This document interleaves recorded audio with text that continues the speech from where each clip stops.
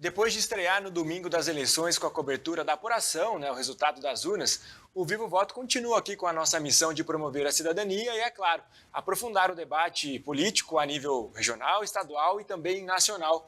Justamente por isso, hoje a gente tem uma presença ilustre aqui nos nossos estúdios, o ex-governador do estado de São Paulo e atual candidato a vice-presidente na chapa com o Luiz Inácio Lula da Silva, Geraldo Alckmin. Governador, muito obrigado pela presença, pela visita. A gente sabe que campanha eleitoral, ainda mais nessa reta final, se aproximando do segundo turno, é sempre muito difícil encontrar espaço na agenda, sempre muito disputada. A gente agradece, então, esse bate-papo para a gente discutir democracia, política, Bauru, região, enfim. Muito obrigado mais uma vez.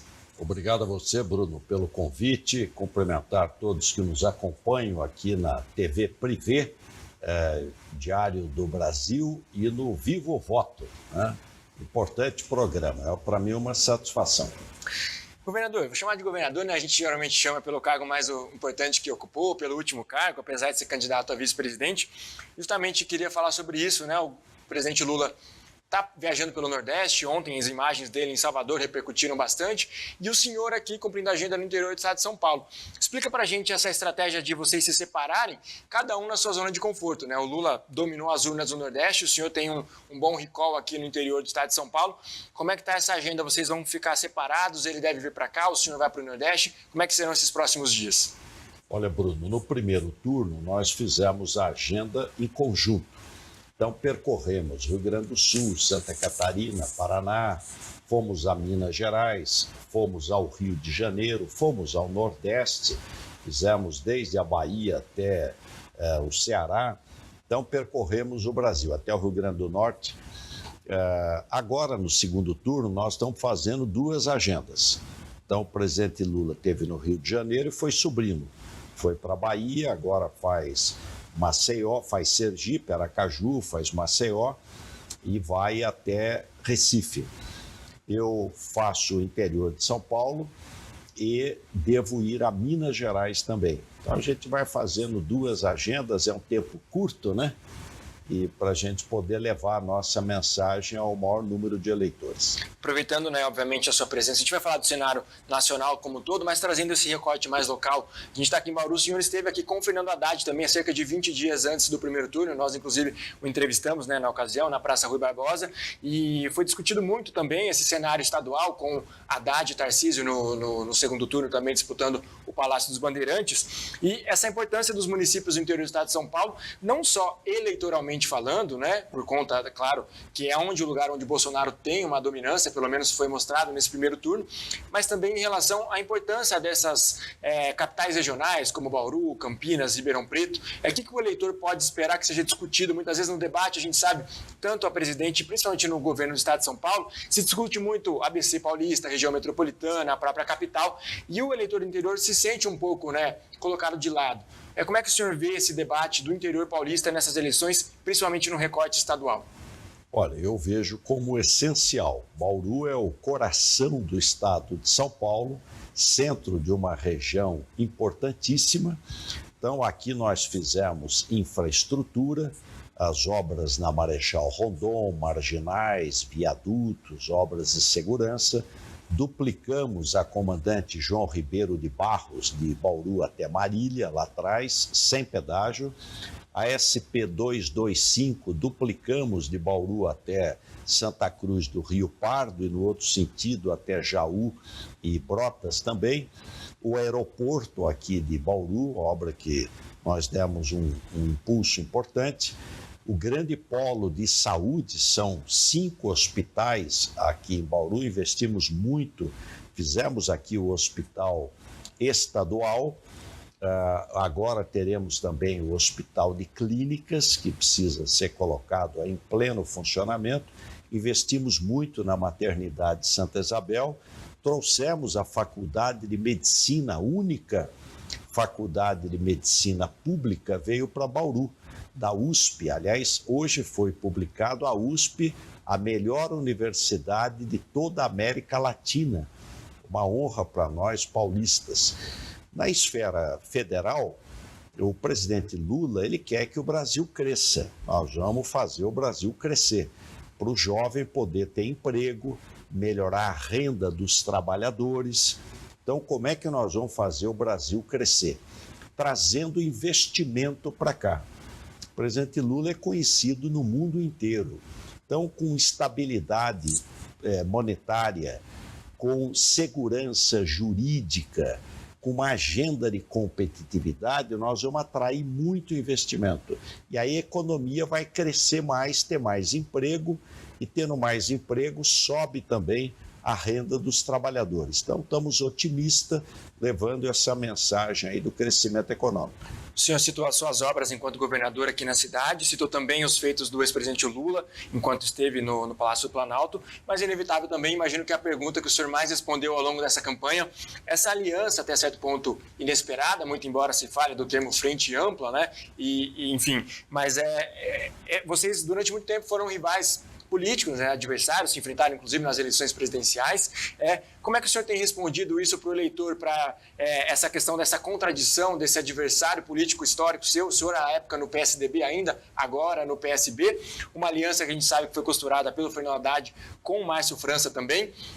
Como é que o senhor tem respondido essa questão, essa suposta contradição para os eleitores entenderem esse seu posicionamento?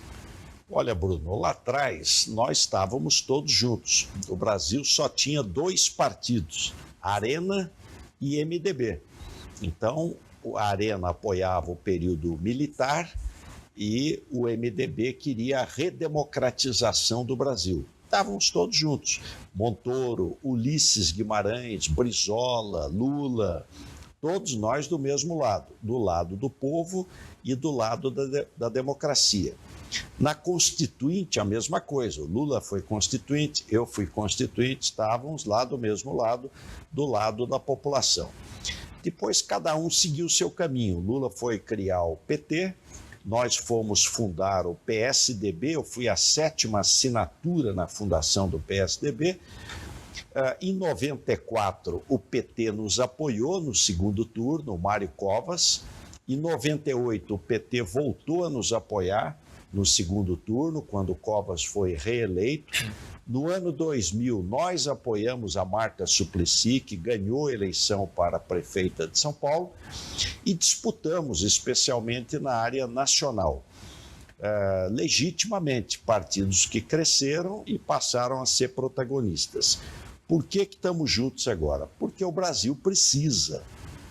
Nós fizemos uma frente de 10 partidos políticos, são 10 partidos, a Rede, a Marina teve aqui, o PV, PCdoB, PSOL, PSB, Solidariedade, Avante, Agir, PROS e o PT. Uma frente de 10 partidos, com que objetivo? Primeiro, salvar a democracia, porque não é possível você ter um governo que espalhou o ódio, né? Pelo Brasil inteiro. Não é correto isso. Dizer, olha, os seus apoiadores, eu vou aumentar o número de ministros do Supremo. A Venezuela começou assim. Então, eu vou dominar o judiciário. O judiciário não é para ser amigo do governante. O judiciário é para proteger a sociedade dos abusos que até os governantes possam cometer. Então, defender a democracia, o Brasil voltar a crescer. Nós estamos com 33 milhões de pessoas passando fome. Houve um empobrecimento da população. Uma questão interessante, Bruno, por que você percebe nitidamente o empobrecimento? Porque a maioria das categorias profissionais não conseguiu reajuste, mas as que conseguiram foi só a inflação, o INPC, que é 8%. Mas a inflação de comida chegou a mais de 30%. Então a pessoa vai no supermercado e não consegue comprar o que comprava. Ela começa a ter dificuldade, houve um empobrecimento da população. Saúde, eu sou médico, não é possível você concordar com uma campanha negacionista. Dizer, olha, vacina da AIDS, vira jacaré, quer dizer, é um retrocesso, porque foi água de qualidade, vacina e antibiótico que mudou o mundo. A gente vivia 40 e poucos anos, hoje vivemos quase 80. Então, eu acho que a gente retrocedeu, andou para trás na educação, na saúde, na questão do meio ambiente, da sustentabilidade, na inflação. no empobrecimento da população e no autoritarismo. Eu acho que a democracia é um valor, né? O programa chama Viva o Voto. É o povo que manda, é o voto. Ele decide o prefeito, o governador, o presidente, é isso que nós queremos. O senhor citou na sua resposta a questão do Poder Judiciário também, citando como uma relação conflituosa do atual presidente Jair Bolsonaro com o Judiciário, sobretudo o STF. Para ficar nesse gancho ainda da aliança com o Lula, o senhor fez duras críticas não só ao candidato do PT na época, Fernando Haddad, mas também ao próprio Lula e ao petismo nas eleições de 2018 por conta da Lava Jato, que também revelou os esquemas de corrupção na Petrobras. E apesar do Lula ter, né, as penas suspensas, né, por conta do julgamento do juiz Sérgio Moro, o senhor na época fez duras críticas. O senhor repensa esses julgamentos? O senhor avalia que hoje se colocaria de forma contrária? Em 2018 até poderia ter já tido um posicionamento diferente no segundo turno. Como é que o senhor avalia a questão da Lava Jato e os casos de corrupção à época no governo do PT? Olha, Bruno, eu na campanha era candidato a presidente da República. Eram meus concorrentes, tanto o Bolsonaro quanto o PT. Eu critiquei os dois. Se eu sou candidato e quero ser aí uma outra via, eu critiquei os dois. Aliás, o que eu alertei? Eu fui deputado federal junto com o Bolsonaro. Ele não tinha o preparo para ser presidente da República. Então ia ter enorme dificuldade. E sempre teve um perfil muito corporativo e muito agressivo, né? E acho que o presidente precisa unir o Brasil. Nós precisamos de paz, precisamos ter uma agenda de competitividade, reforma tributária para recuperar a indústria, fortalecer ainda mais o agronegócio, desburocratização, acordos internacionais, logística e infraestrutura. Essa é a agenda que interessa ao Brasil. Em relação à questão de julgamento, as informações que nós tínhamos naquela época era uma. Depois, o que se verificou? O juiz não tinha competência para o julgamento, porque ele era da Lava Jato e não tinha nada a ver com a acusação que foi feita contra o presidente Lula. E ainda mais absurdo, as gravações mostravam qual toda a lógica do sistema de justiça. O promotor, baseado na lei, acusa. O advogado, baseado na lei, defende. O juiz, ouvindo as partes, decide. Se o juiz já está acertado com o promotor, não tem julgamento, não tem justiça. Então, o que disse a Suprema Corte, não sou eu, a Suprema Corte disse, olha, o juiz não tinha competência e, de outro lado, era parcial, suspeito. Então, anulou, mas o Lula foi absolvido, porque quando foi anulado, isso foi encaminhado à justiça competente, que era a Justiça de Brasília, e ele foi absolvido. O que não é possível é você ter um juiz que ele julgou um caso, tirou da campanha o Lula. O Lula estava em primeiro lugar. O que o povo está fazendo hoje é uma correção, uma justiça. O Lula foi tirado da campanha, E depois o juiz renuncia à magistratura para ser ministro do que ganhou. Pode um negócio desse? Quer dizer, eu julgo, beneficio você, porque eu tirei o seu concorrente da parada, tirei o seu concorrente da disputa, e depois eu vou ser ministro do que ganhou. Olha, não é concebível isso em nenhum lugar do mundo. Mas o que nós queremos é falar do futuro. Eu acho que o Brasil pode crescer mais, com crescimento inclusivo. Hoje, quem está sofrendo são os mais pobres. Quem está nos assistindo aqui, Bruno? Aposentados e pensionistas do INSS. 71% ganha um salário mínimo. Um salário. Agora, você imagine uma pessoa idosa, a mulher ou o marido idoso, às vezes não tem casa própria, viver com R$ 1.212 ao mês. No tempo do Fernando Henrique, o salário mínimo teve ganho real de quase 40%. No período do Lula, 70% de ganho real, sem inflação.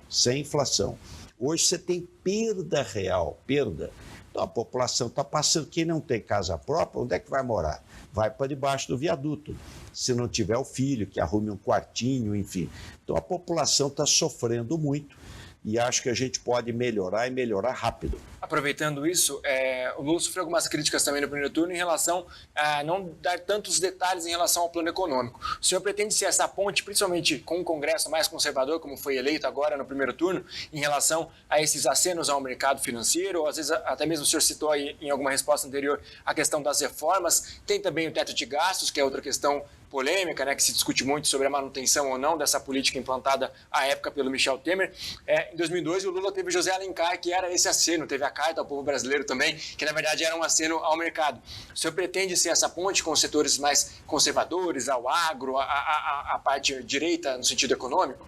Olha, Bruno, o presidente Lula já foi presidente da República, 8 anos, então não é um desconhecido, já foi. O Brasil cresceu, em média, mais de 4% ao ano. No último ano, cresceu 7,5%. A população viveu melhor, a inflação era mais baixa e a dívida sobre PIB, que era 69%, caiu para 39%. Então, você reduziu a dívida sobre o PIB, não teve inflação, teve muito investimento, o agro quase dobrou de produção no Brasil, a indústria cresceu, você produzia 3,5 milhões de veículos por ano, hoje, 15 anos depois, produz menos de 2,5 milhões. Então, o Brasil andou para trás. O que eu vejo? Nós vamos ter uma agenda de competitividade, reforma tributária, 6 impostos, PIS, COFINS, CSLL, IPI, Imposto de Renda, IPI, tudo um só, é o IVA. Uma proposta que o senhor trouxe em 2018, eu me lembro bem, né? Eu defendi muito em 2018. Passou 4 anos e não foi feita.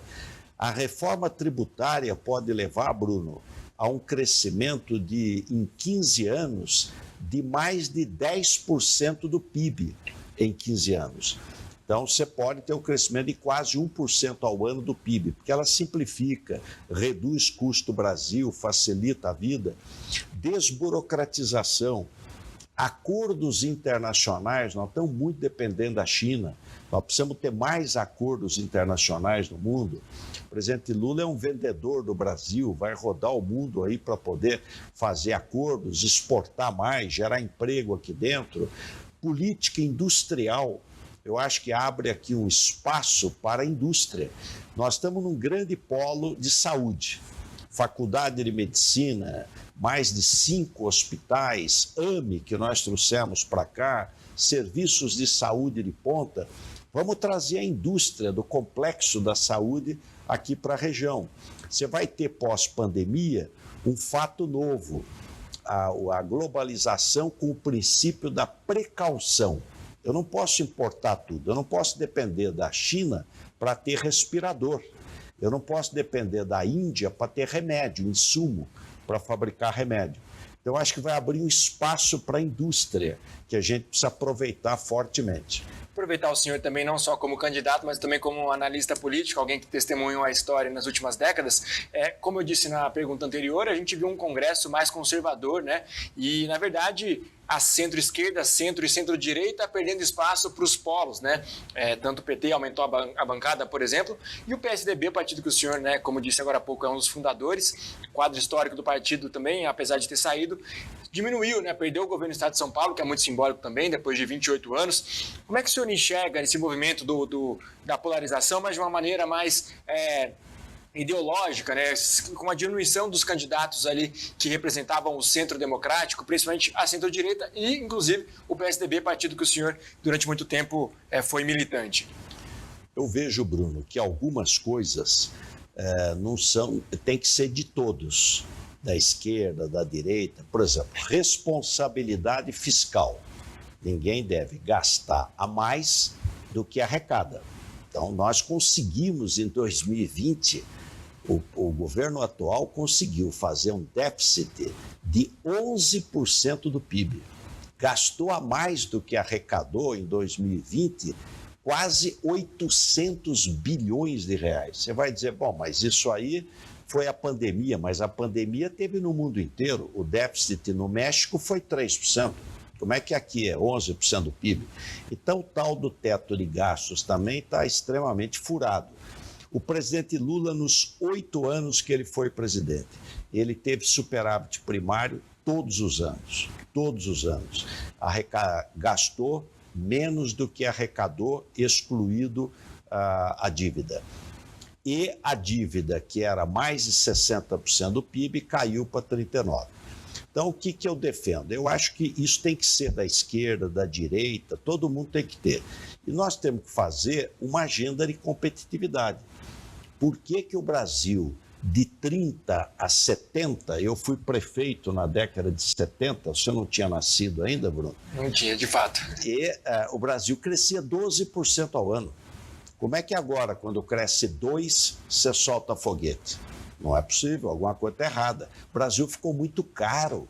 O Brasil é um país caríssimo.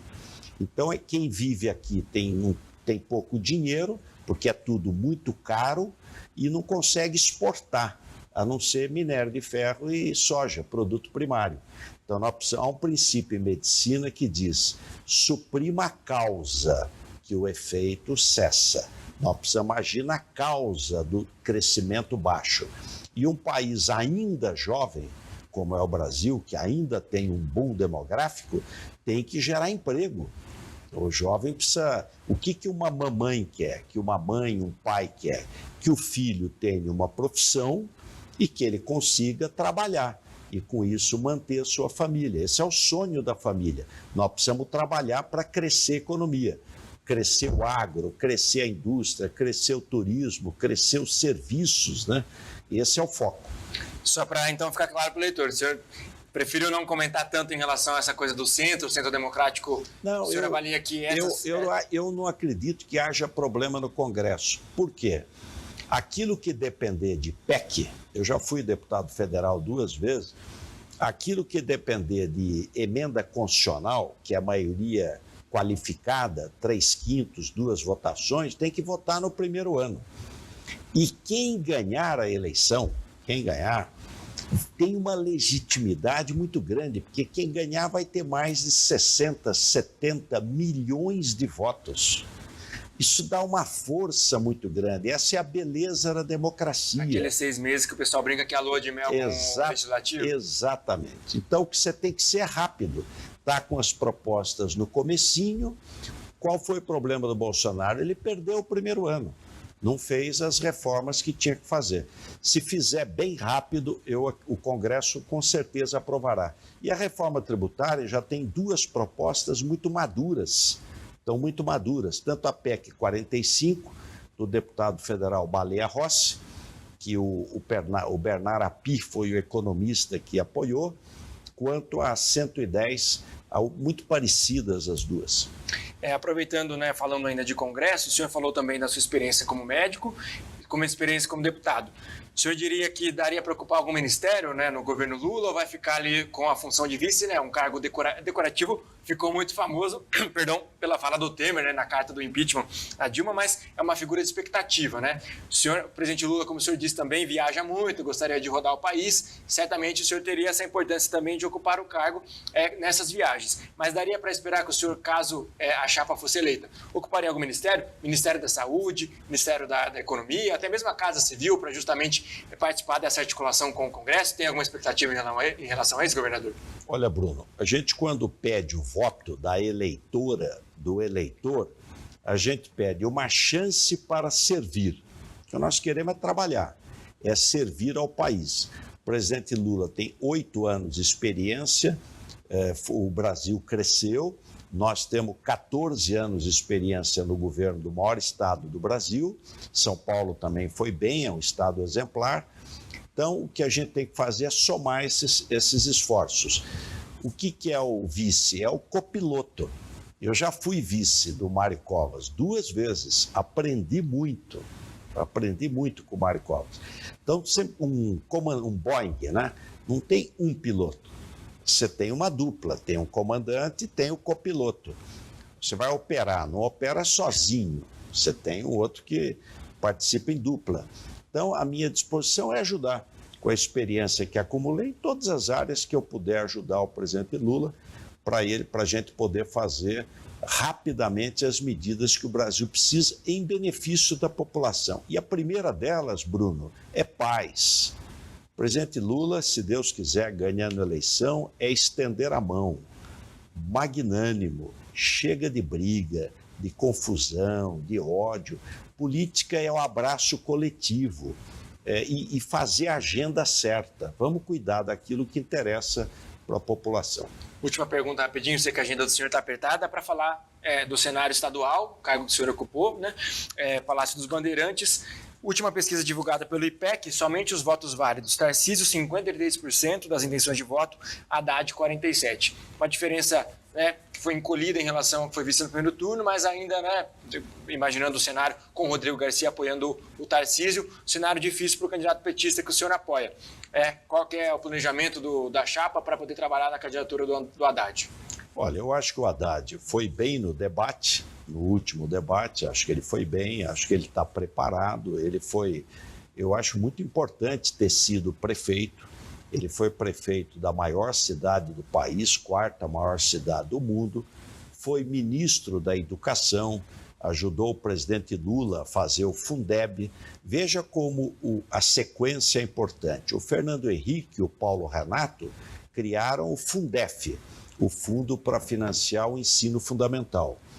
O Lula e o Haddad criaram o Fundeb, aí pegou também educação básica, desde o ensino infantil, fundamental e médio, até o técnico.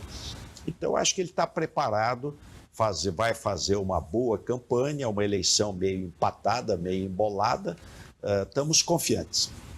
Alckmin, muito obrigado pela entrevista, pelo nosso bate-papo. A gente agradece, como disse no início, sabemos que a agenda é corrida, né? Mas agradecemos aí a disponibilidade e seja muito bem-vindo aqui, participar outras vezes, obrigado, seja na própria campanha ou caso eleito, caso não seja eleito, estamos sempre à disposição para bater um papo sobre política, sobre democracia, enfim, as coisas que importam para a nossa cidade, para o estado e também para o país. Muito obrigado, viu, Bruno? Agradeço o convite e cumprimento aqui a TV Privé e deixo um abraço muito fraterno, muito afetivo a todos os telespectadores de Bauru, de toda a região. Muito obrigado. Isso aí, viva o voto, eleições 2022. A gente vota a qualquer hora.